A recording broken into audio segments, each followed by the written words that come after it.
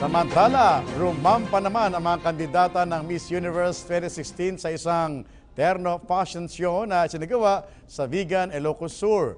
Silipin nga po natin ito sa report ni Eunice Amonte. Eunice?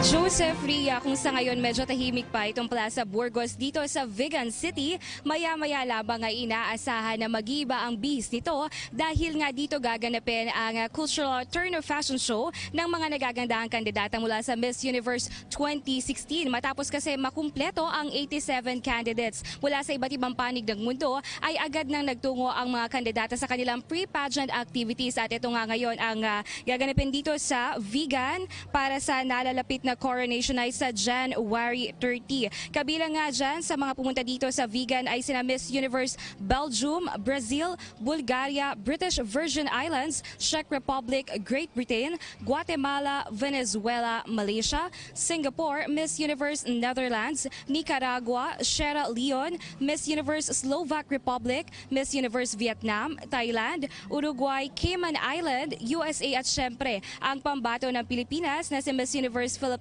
Maxine Medina.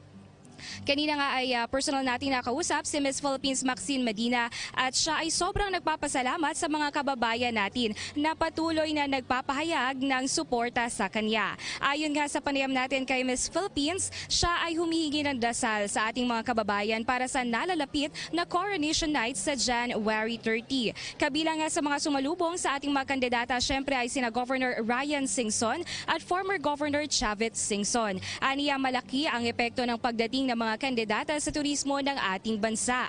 Hinimok niya rin ang mga taga-Vigan na ipakita ang Filipino hospitality sa mga kandidata. Magandang marketing din umano ito para sa probinsya lalo pat buong mundo ang makakakita ng ganda ng Vigan at ng buong Pilipinas. Kabilang sa mga narito ay sina Miss Paula Sugart from Miss Universe Organization at si Department of Tourism Undersecretary Kat De Castro.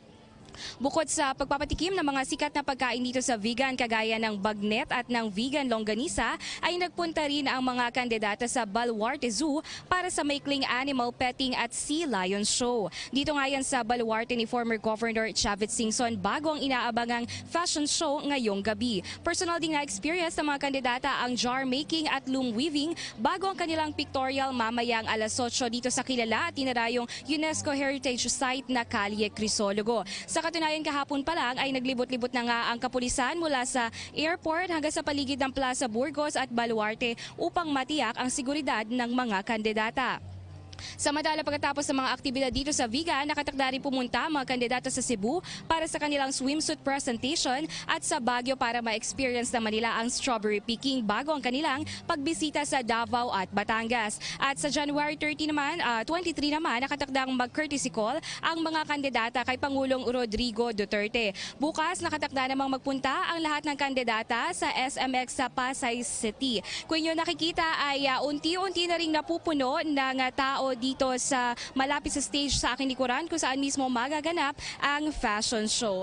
At yan muna ang pinakahuling balita mula dito sa Vigan City para sa PTV News, Eunice Amonte.